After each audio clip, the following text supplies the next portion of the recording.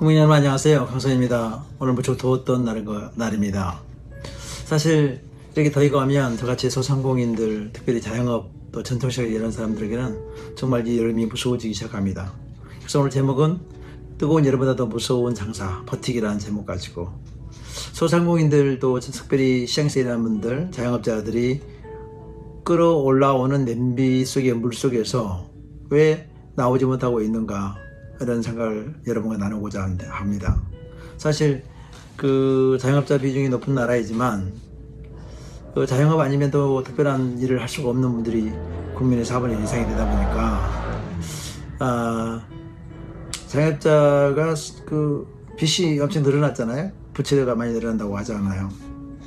그 어려운 상황 속에서 이 자영업을 놓지 못하고 계속 버티고 있고, 또 폐업에다가 다른 업종으로 창업하면서 빚이 또 증가하는 현상을 계속 겪고 있는데요.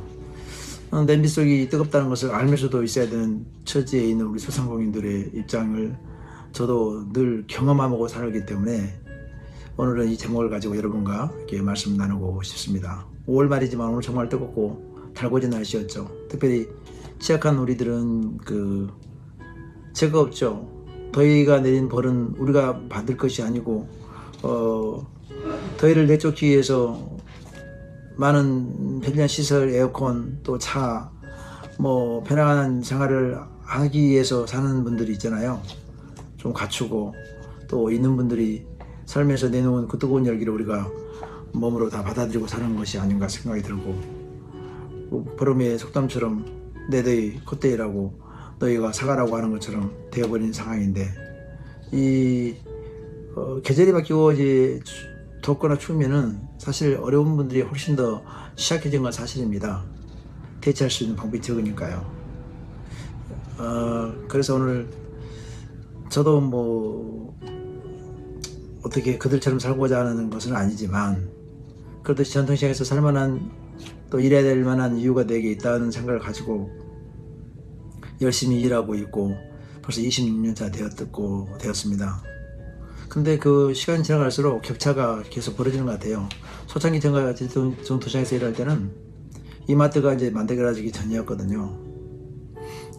그 시절에는 큰 대형마트 중심으로 해서 운영되었기 때문에 전통시장이 그때는 숨을 쉬었거든요.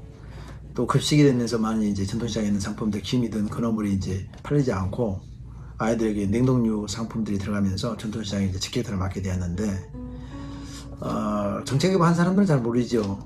그 급식이 전통시장에 어떻게 영향을 미쳤는지가 분석이 안 됐으니까 지금은 그것과 비교가 되지 않죠. 이제 온라인 시장이 형성되고 홈쇼핑이 생기고, 특별히 이제 쿠팡 같은 대형 이제 플랫폼 회사가 생기면서 완전히 쿠팡에 줄을 서는 사람들이 많잖아요. 쿠팡에다가 저가를 집어넣으면 물건이 나가니까 울먹 겨자먹기로 내서 살고자 하는 사람도 있으면서, 줄 쓴 사람은 살고 줄 안 쓴 사람은 죽고, 줄 살 능력 있는 사람은 버텨내는데 이러지도 저러지도 못한 사람들은 이제 그냥 무너지는 거죠. 특별히 여름이 이렇게 오면은 전통시장은 완전히 한적해집니다. 다 어디로 증발돼 버린 것 같죠, 사람들이. 물기가 증발한 듯이 말이에요. 왜냐면 당연하겠죠. 신선한 상품이 있는 또 시원한 곳을 찾아서 가고, 음식점도 시원한 곳을 찾아가다 보니까 시장에 머무른 사람들이 적을 수밖에 없겠죠. 인지상정이라는 생각을 하긴 합니다. 저희가 있는 이 전통시장, 우리 시장도 아침 이제 물령이 나면 이런 생각을 해요. 이제 옆집에 이제 야채 언니들도 있고 그 누나들도 우리 누님 옆에 가게가 있으니까 이렇게 말하죠. 언니 커피 한 잔 주세요, 그렇게 말을 합니다. 왜냐면 오전에 게시가 안 됐다 이거죠. 그래서 우리 누나들 나도 배추님 없는 것 같은데 이렇게 하면서 통통을 열어 보이고, 그리고 이제 서로를 위로하는 말, 안심시키는 말 하면서 커피도 드리고 나눠 먹게 되는데, 요새 정말 다 그러지 않냐 이렇게 말씀을 많이 하죠. 저는 늘 이제 옆가게에 있으면서 익숙한 대화를 듣죠. 넋두리 장사 못하는 사람들끼리, 또 장사가 안 되는 사람들끼리 있는 이 시장 사람들의 모습을 이렇게 그려지는 건데요. 참 애살프기도 하죠. 이 시장이라는 것이 명절에 조금, 또 날씨가 좋을 때 조금 되지만, 요새는 인건비를 주고는 할 수 없는 독자 이런 기업이다 보니까 버티는 거지. 또 근무 시간도 길잖아요. 아침에 영어를 시작해서 그 돈통에 돈을 채워내면서 푼푼히 먹어가는 이 시장이라서 참으로 어렵다는 생각이 듭니다. 이제 전투장에서 일을 하면 이렇게 생각하게 돼요. 이 일을 어떻게 풀어가지? 여름이 오면 벌써 이제 뜨거운 계절 오면 차가운 음식을 찾고 또 신선한 음식을 찾다 보니까, 특별히 우리 같은 경우에는 저희는 이제 한가나 부각이나 김, 또 만두를 팔고 있는데, 여름이 오면 난감해요. 겨울의 상품들이거든요. 여름 상품이 참 적습니다. 여름에는 야채 중심이기 때문에, 야채가 사는 것도 아니기 때문에. 그래서 김치를 팔아야 되는 건가? 예전에 김장을 했으니까 또 이런 생각하다가 벌써 이제 제가 또 연신내까지 가버리고, 연신내에서는 콩물이나 식혜나 또 냉면, 국수 종류를 많이 하고 있는데, 그러면서 일하는 분한테 그렇죠, 좀 많이 팔아주세요 이렇게 하고 이제 오죠. 상투적이지 피상적인 말이죠. 다 알면서도. 이렇게 오면서 저는 또 정치를 지향하는 현장의 사람이라서 운전하다 보면 어느새 저도 이제 또 다시 정치 한복판에 들어가 있는 경우가 많아요. 나라면 어떻게 이 어려운 때를 그분들과 함께 살아가면서 돌파해낼 수 있도록 하고 도울 수 있을까. 우리가 보는, 그들이 보여주는 정책 안에는 정말 중산층을 회복시킬 만한 소상공인들의 문제, 자영업자의 문제를 풀 만한 보이는 문제, 그러니까 풀 만한 답들이 보이지 않거든요. 어떻게 회복시킬 것인가, 이런 정책들이, 바람직한 정책들이 보이지 않아요. 이미 중산층이 무너지고 양극으로 이제 내몰려 버려서 일하는 사람들, 특별히 자영업 소상공인들은 국가에서 특별히 조력을 받는 차상계층도 아니다 보니까 거기가 사업자 등록을 하고 있거든요. 그 세금을 내는 사람이면서도 또 사업자라는 이름으로 보조받는 일은 거의 없죠. 예전에 코로나 때 그러한 이제 보조가 있었지만 지금은 더 국가 재정이 이제 빈약하니까 앞으로는 더 어려워지는데, 그래서 버티기가 상당히 어려워지죠. 갈수록 모든 온라인에 뺏기죠. 또 대형 할인마트에 뺏기죠. 그리고 소비는 이직되죠. 인구수는 줄들죠.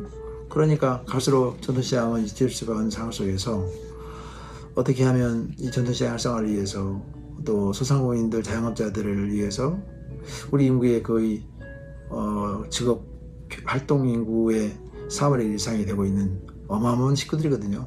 길거리 노드샵 또 보세요. 얼마나 많이 공실인지 비어있는지, 임대 써져 있는 것이 많은지. 저희 시장도 100여 개에서 지금 80개 정도밖에 안 되는 정도 내려올 정도고, 거기 비어있는 공실이, 공각이 많아졌거든요. 예전엔 프리미엄 주고 들어와 있어야 되는데 지금은 아예 없어도 안 들어오니까요. 그만큼 수요가 없는, 그런 매력이 없는 곳이 이제 시장이 되었는데, 이 시장을 어떻게 대만처럼 또 유지시킬 수 있을까? 어떤 형태로 스토리가 있는 시장을 만들고 정의의 시장을 만들 수 있을까 고민하지 않을 수 없을 것 같기도 하고, 국가에서는 이제 해수욕장에 모래를 붓듯이 보조하는 방법으로 이것을 유지하기 위해서, 또 그분들이 활동할 수 있는 소비 활동을 할 수 있게 가게를 운영할 수 있도록 할 수 있는 방법을 찾아내야 되는 일들을 해야 되는데, 저는 이제 정치하는 사람들, 또 관료들은 이 전통시장 경험을 하기가 어렵잖아요. 또 할 수도 없고, 안다는 것은 경험하는 것이고 경험자의 생각 속에 들어가야 줘야 되는데, 그 고통을 같이 공감하면서 가야 되는데, 그러지 않다 보니까 실효성 없는 정책이 많이 일어나고, 또 부어내는 전통시장 활성화, 또 여러가지 소상공인 지원 정책이 겉돌거든요. 가령 그 문화관광 사업을 한다. 그러면 한 4년 동안에 한 10억 이상을 쓰게 되는데 10억에서 20억 정도 쓰게 되는데 그 운영하는 주체들이 거의 다 그 돈을 만지고 외부에서 오거든요.